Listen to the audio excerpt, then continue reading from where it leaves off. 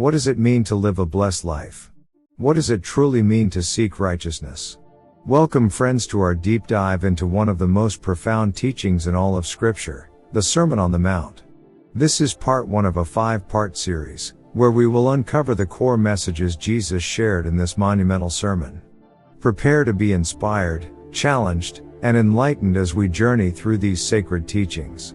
Picture the scene: Jesus, standing on a mountainside, with crowds gathered around him.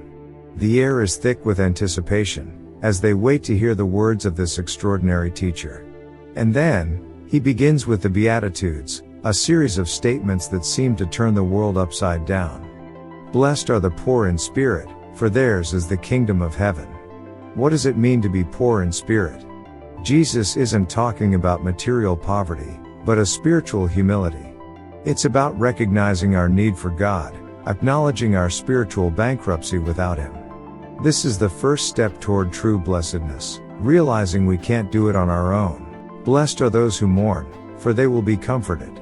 Mourning here is not just about personal loss, but a deeper sorrow for the brokenness of the world. Jesus promises comfort to those who feel this pain, to those who yearn for a world restored by God's love and justice. Blessed are the meek, for they will inherit the earth. Meekness is often misunderstood as weakness, but it's far from it.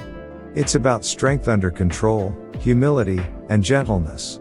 Jesus is telling us that it's not the aggressive or the boastful who will ultimately prevail, but the humble and the gentle. Blessed are those who hunger and thirst for righteousness, for they will be filled. Imagine a deep, relentless hunger and thirst, not for food or drink, but for righteousness, for justice, for doing what is right in God's eyes. Jesus assures us that this hunger will be satisfied. God sees this desire and promises fulfillment. Blessed are the merciful, for they will be shown mercy. Mercy is compassion in action. It's forgiving others as God has forgiven us. And the beauty of mercy is that it's reciprocal. The more we show mercy, the more we receive it. Blessed are the pure in heart, for they will see God. Purity of heart means having a singular focus on God.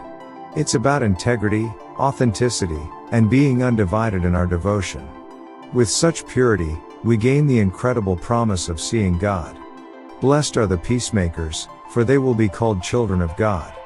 Peacemaking is more than just avoiding conflict. It's actively seeking to reconcile and bring harmony. In doing so, we reflect the very nature of God, the ultimate peacemaker. Blessed are those who are persecuted because of righteousness, for theirs is the kingdom of heaven. Standing up for what is right often comes with opposition. Jesus acknowledges the reality of persecution but assures us that such suffering is not in vain.